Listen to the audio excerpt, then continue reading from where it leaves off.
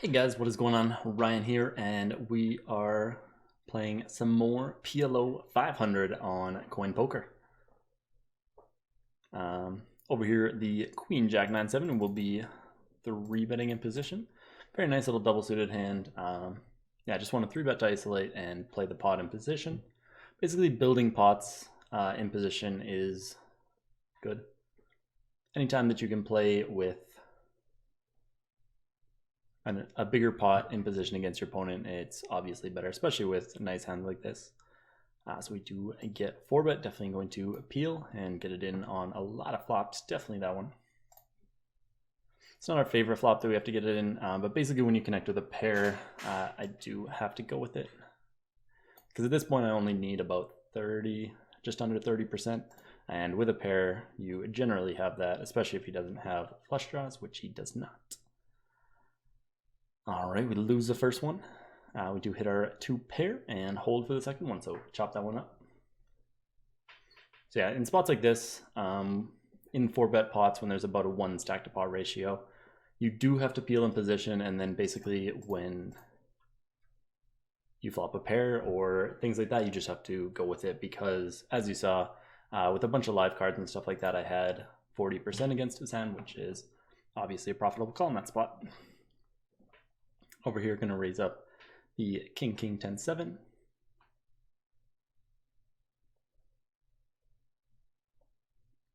All right, not a very good flop multi-way. Just going to check, give up. And on the left here, we have Ace King 8 single suited to the ace. Fairly nice hand, so definitely going to be raising that one up. We do get called by Monkey. This is a flop that I'm going to attack. I also have the King of Spades, which is nice, and it's a flop that he just won't connect with too often. Like, people generally aren't calling with 2s, 5s, those kind of hands. So it's a great board to attack. When he calls, I'm going to bet again. Doesn't have too many sets when he check calls. Those hands would check raise. So we do want to get value from all his straight draws, flush draws, things like that. And on this river, it's going to be hard to get paid by worse. So I'm just going to be checking.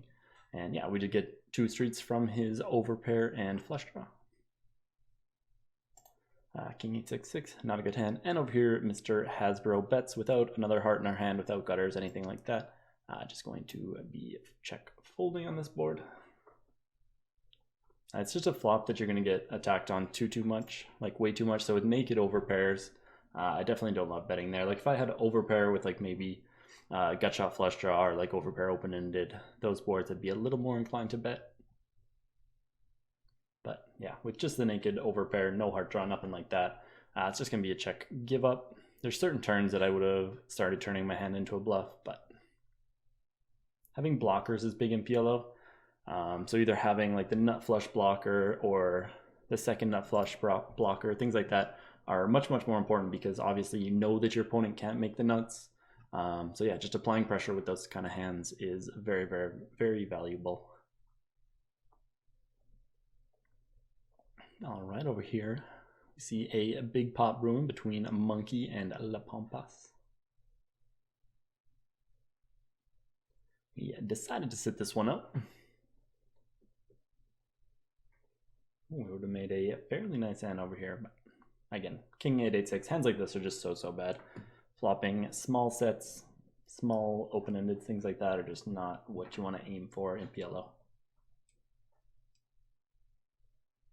Since the pots do escalate quickly, generally you'll just make money in a lot of games, unless it's a very tough game. If you're playing like small stakes PLO, you're going to make a lot of money just by being quite tight. Just because people are playing very loose, they're playing a lot of hands that they shouldn't, and just by playing a tighter range in them, you're going to connect with flops a lot better. And then when you do connect with those flops, they'll have a little piece of it, and you'll just be getting it in so good against them. So that's how you can generally win in the small stakes PLO. Once you start moving up and stuff like that, then obviously it gets harder and you can't play quite as exploitively. But all right, over here, just going to limp call the Jack 8-8-6. It does have a lot of decent connectivity, and on that flop I am going to start with a bet. Just going to full pot it. We have open-ended and a flush draw. All right, we do connect with our open end again, just gonna pot. And on the side here, queen, queen, jack 10, a very nice hand. Just going to raise blind versus blind. And when the heart comes in, I'm going to check. Probably just check. Probably just check fold. All right, he does check back though. Yeah, it's a tough spot there. When he calls, when he calls on the flop, it's unlikely that he has a lot of two pair combos, things like that. So when he checks, or when he calls the flop and calls the turn, it's very likely that he could have some open-endeds on the top end, or like top pair open-ended type hands that would play that way. But he just has so many flushes that with our 8 high flush, I think we would just have to, yeah, check fold that river. Unless he bet very, very small or something like that. Over here, queen, queen, 6-6, double suited, very strong hand. If we get 3-bet, definitely will peeling. Having double pairs like this is a little bit stronger, obviously, just because you have 2 shots at a set. The king, 10-7.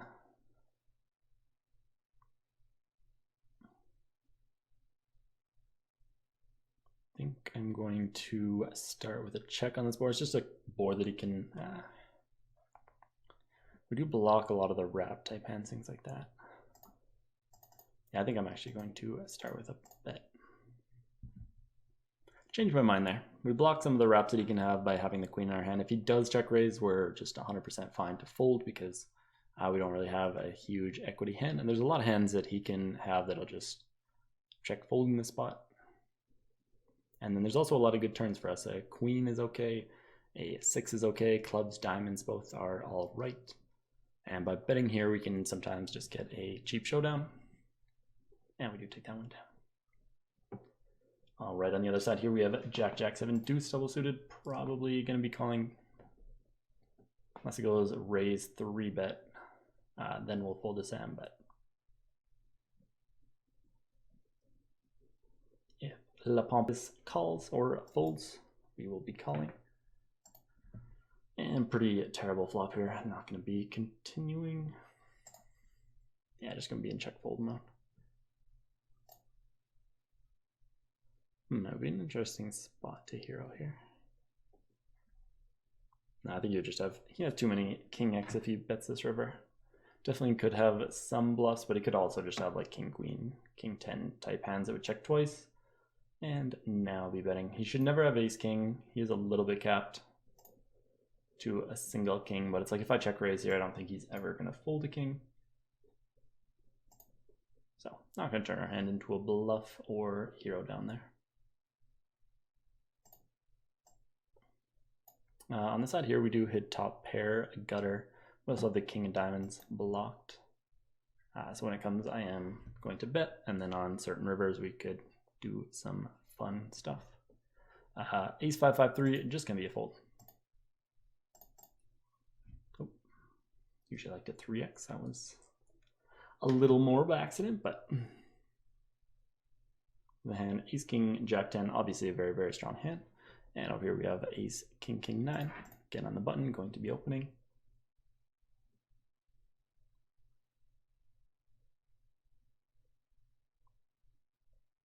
All right.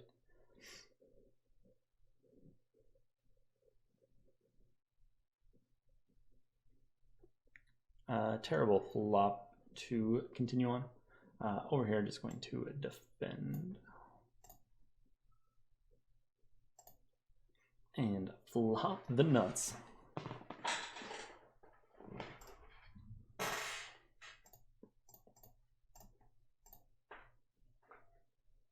And he just was snap. Checking that one. I do go for one street there that he might be able to find some heroes with. And on the side here, just going to check and hope that our kings are good. Which they are. Yeah, a lot of times they're good there, but obviously if you bet kings there, you're never going to get called by worse. So that's a pretty clear check back. Over here, we know that this player is sticky and likes to see a lot of pots, so I am just going to full pot my aces. And over here, deuce 3, 6, 9. It is a double suited hand, but not a very nice one.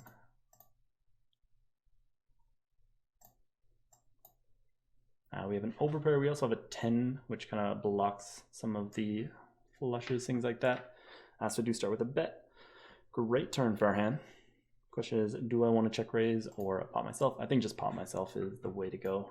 This guy's been checking back a lot and he hasn't been turning his hands into a bluff, so I just want to get value from my own hand. And on the river, do I bet for value or check? I think just check.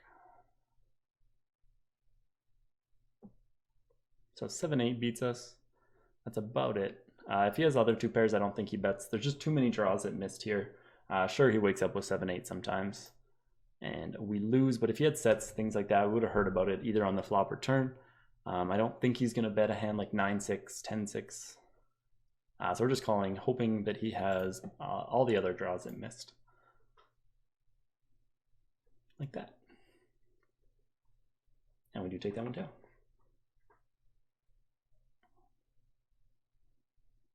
Okay, he just called there twice with a 9. And then decided to turn his hand into a bluff on the river. Actually, I really like the bluff when you do call there twice. If I just have aces, those kind of hands with a flush draw, kings with a flush draw, it's going to be a very, very hard call on the river. Essentially, my 10-5 was the same. Because, as I said, I think he's checking back a lot of his two pairs and things like that. So 10-5, I guess, was essentially the same as aces in that spot, but it's still not like a crystal clear call, and it does apply a lot of pressure. So over here we do a turn two pair. I'm going to start with a bet. If anyone raises or anything, we can very easily fold like that because they can have a lot of straights. But we can protect. We can get called by some worse two pairs. We can get called by diamonds. So do want to bet and just don't let all the hands realize their equity there. If somebody has diamonds, things like that, you want to make them pay for it. And then the times they have the straight, it's easy for you to just check fold and you're not really risking too much.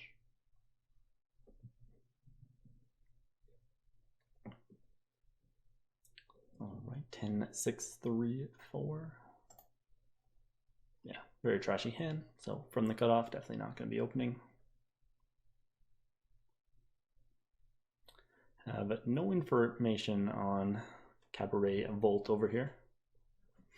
We've played with everybody else a little bit over the past couple hours, but this player we have not seen yet, so.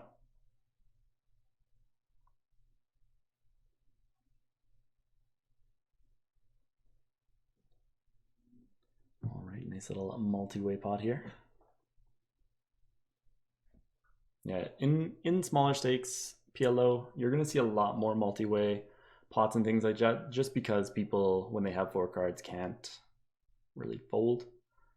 Every hand looks nice to them, things like that, even though a lot of those hands that they do pick up are just going to get them in a lot of trouble post-flop because they'll be flopping a pair with an open-ended straight draw, but like only one of the open-ended ones gives them the nuts and the other one like higher straights come in. Like I just see people calling with very weak hands pre-flop, and then post-flop they're just making a lot of mistakes because their hand would be okay heads up against certain hands, but because it's a big multi-way pot, they're just getting it in against dominated hands. So yeah, if you're a small stakes PLO player trying to win, my number one recommendation would just to tighten up a lot. Don't be calling with a lot of these raggy hands that you see people showing up with. Just stick to a nice solid pre-flop range, and then post-flop, generally you'll be the one, because you're playing that tighter pre-flop range, on those dangerous flops, you're going to be the one on the good side more often than not, because you're just going to have hands that hit the flops a lot harder than the other players do. So yeah, the fields on the CoinPoker PLO are quite soft. It's a relatively new site that is completely cryptocurrency based. So rather than buying in for dollars, you buy in for CHP.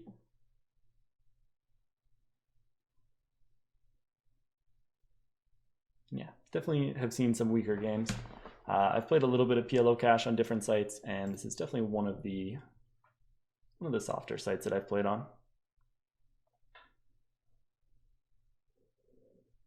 All right, fairly nice hand here. Obviously, being double suited is quite nice. Question is, do I want to raise if it limps around or just call? Out of position, just call. If I was in position with this hand, I would definitely be raising it, but out of position, I'm just going to check and play post flop. And over here, ace 8-6-4, single suited, not a very good hand, but against a weaker table, definitely worth an open. So over here, it gets checked around. So we do have open-ended and two pair. Our two pair very likely could be good. I think if somebody had 9-10, they would definitely bet it on the flop.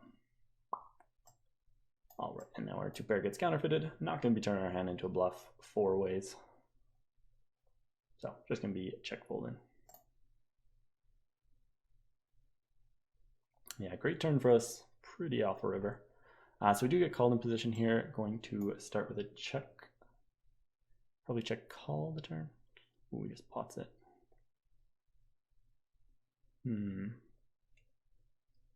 So a pair open-ended against hands like ace jack, ace 5. We don't have a ton of votes. And based on my read earlier that I said this specific player, a lot of times when he doesn't have it, just checks back on the turn. Like if he's drawing or something like that, he checks back. Just gonna check fold there. If it was a player that was a little more capable of turning certain hands into bluffs, that's a little bit tougher of a spot. But against him, I've just seen him check back when he has flush draws, things like that in the past. So I think he's way more weighted towards having two pairs, those kind of hands, where drawing to a naked open-ended is just not good.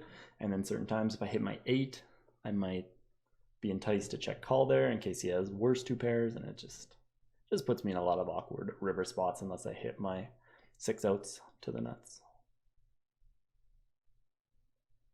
All right, over here we have a fairly big pot brewing. And the flush comes in. So this is why having position is so important. Like, it's so hard for Are You Sure in this spot. When the straight completes, the flush completes. If he raised a set 2 pair, those kind of hands, it's so hard for him. And then when that river comes, La Pampas can just like pretty much bet all his hands, bluffs or value. Okay, so Mr. Are You Sure did find a call there. He had the weak flush, so obviously probably not the player to bluff on the river.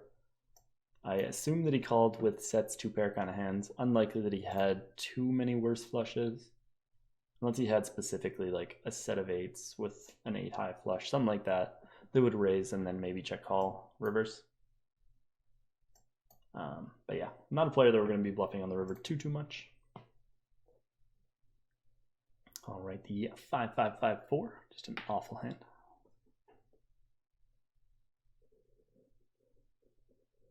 And over here from under the gun, we folded the ace 10-8 deuce, just a very terrible hand. We would have flopped the bottom end straight and the dry ace. Again, another hand, having 4 hearts in your hand in PLO is obviously very bad because it reduces the amount of times that you're going to flop flush draws. When you do flop the flush draws, you're holding a bunch of your own outs, so they're going to come in a lot less than they would when you only have 2. So hands like this, there are certain hands that I would play that are 4 to a suit, but it has to be very specific and generally in position. Like if I have 8, 9, 10 jack, all one suit in position, like I'm definitely playing that hand still, but ace, queen, 9, 6, you're just never flopping overly good. So those kind of hands are just a very clear fold. Over here, Mr. Cabaret's in the tank.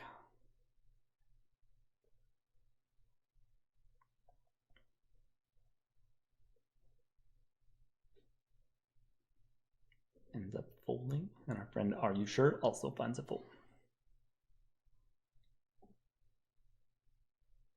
All right, king 9, 7 deuce, obviously a very ready hand, not going to be playing unless I'm forced to because they all limp around, but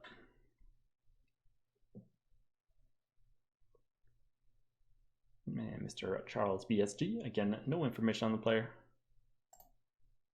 They min raise, interesting.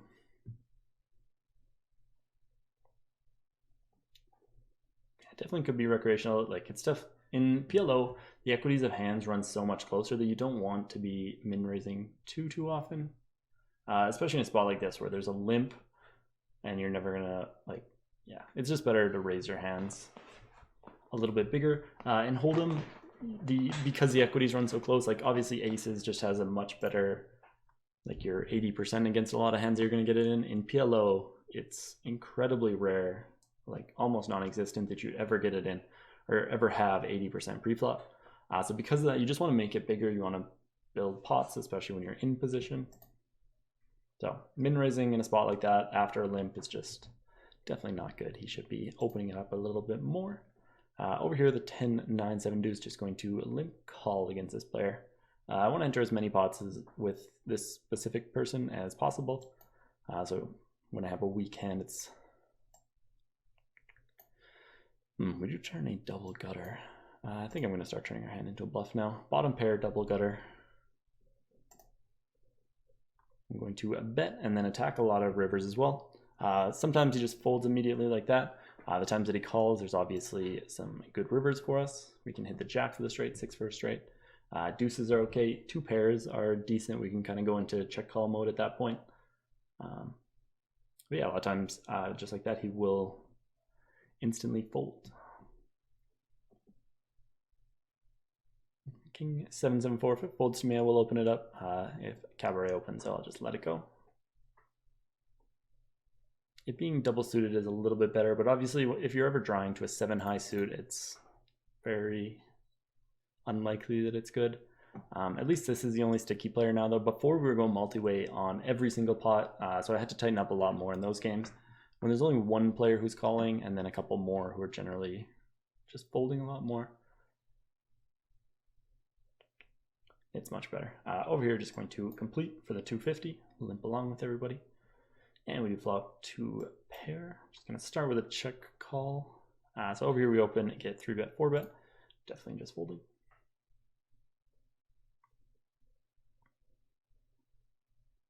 Ooh, are you sure? Is 3-betting a little bit light? So yeah, Charles bets. It's a very wet board. With top 2, I don't want to stack off, so just going to start with the check call.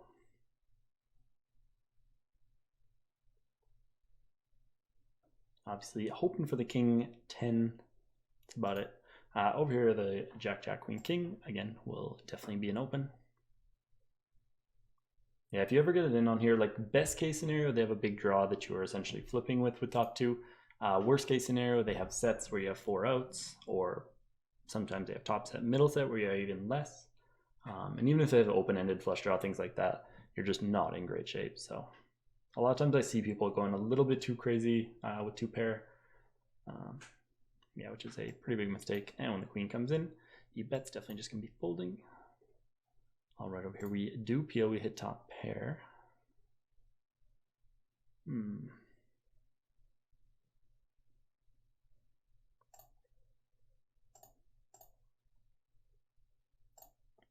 Decent chance our king queen's good. I would have turned our hand into a bluff on a lot of turns. Ooh. Kind of want a hero call in this spot. Over here we flop all the pairs. So I don't think if he had the nut flush, I think he would, or nut flush draw, I think he'd bet the flop. So he's essentially saying that he has 4-5. I think if he had aces, he would bet the flop a lot of times. This is a very, like an incredibly light call, obviously. But if he had 2 pair, things like that, he would just check back on the river. He wouldn't be betting those hands. So I think he's only betting maybe a small flush. It's very close. I'm going to hero call though.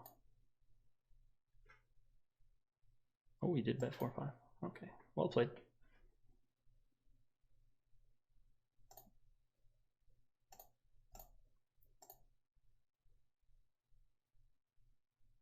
Yeah, that was the one hand that he could have. When he 3-bets me there's a very small combination of 4-5 type hands that he'll have. And over here we go for a little value on the river from him, and we do get it there with our set. When there's 5 spades out there, obviously it reduces the amount of spade combinations that he has in his hand, and on top of that, I just don't think that he'd ever check a flush 4 times. So over here we do limp along, big blind raises, we will still enter the pot. We do flop top pair and a gutter.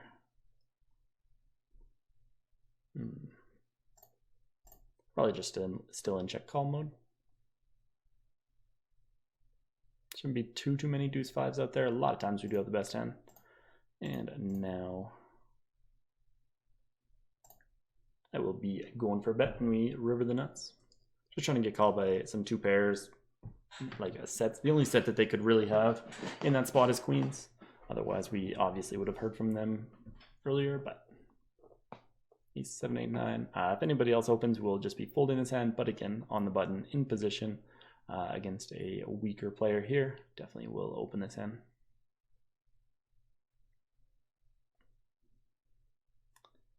Yeah, in PLO, you can just play, if there's a weak player at your table, you can kind of attack them quite a bit more. If a lot of people are entering the pot against the specific person, you can't quite as much just because certain hands just aren't going to play very well multi-way. But on this table, all these guys seem to be a little on the tighter side. Stand kicks called a couple of pots in this spot, but all right, this is that spot again. The super dry board just going to bet very, very small, both with our bluffs and when we have it.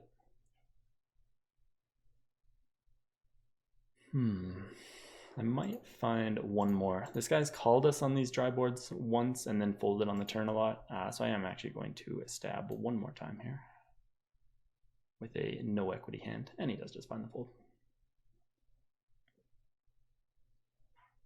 Yeah, that's player dependent there. There's not a ton of people that I would double barrel in that spot against, especially on that turn, but him specifically I will. Here we're both deep, so I am going to 3-bet this. A very nice little rundown hand. As a general rule, if your top card and your bottom card can connect and make a straight, it's quite strong. It's double suited to the king and the 10. Obviously, it would be a little bit better if the queen was a club instead, just so that you have slightly higher flush draws on a lot of boards. But again, it's pretty monstrous. So I did 3-bet. I definitely have a range advantage, but people aren't going to be folding too many ace-x hands in this spot. So I'm actually just going to start with a check when we're 4-ways. Heads up, I would attack this board because it is so dry, but when it's 4-way, there's just way too many times that somebody's going to have ace-x that they're never going to fold, or top 2 sets, those kind of things. So, and now when the other ace rolls off, we're just in check fold mode. If the offsuit 7 rolls off, we can, yeah, even that's a very, very thin value bet 4-ways. So even if the 7 rolls off, we're probably just checking and hoping that we're good. And again, not going to turn our hand into a bluff. Nobody's ever folding an ace. The way that we played our hand, it's quite unlikely that we have aces. So even we could get heroed by quite a few other hands. So just going to be giving up on this board.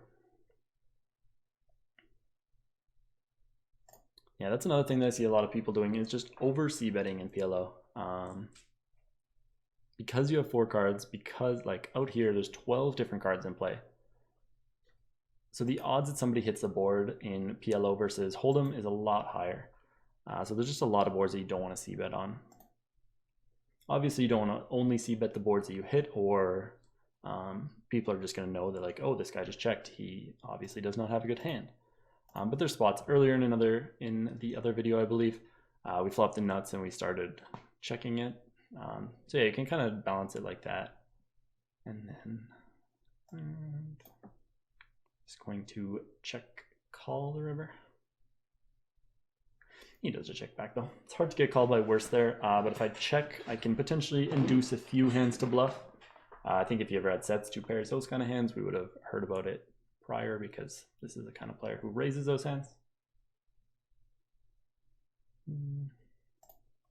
All right, with the single suited kings, we will call here. Not a lot of playability, but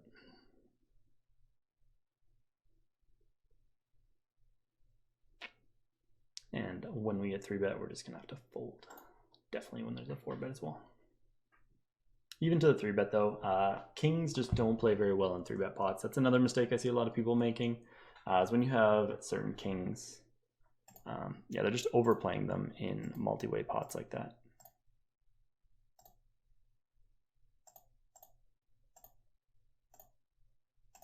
Because when you have kings against aces, you're just never like obviously you're just essentially turning your kings into a set mine, and then on every other board you're going to be folding, and you're just not going to hit that many sets with kings. So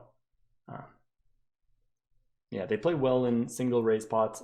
With certain kings in spots you can 3-bet, but if you 3-bet kings and you get 4-bet, you have to be ready to lay them down. It's just one spot that I see a lot of people making is calling 4-bets, or like not being able to fold kings where they get it in and they're a 30%, which is absolutely awful in PLO. So that's definitely one thing that I would be careful of. But yeah, I think we're just going to wrap this video up here. Thank you guys so much for watching, and yeah, this was a fun little 500 PLO session on CoinPoker. I will see you guys next time.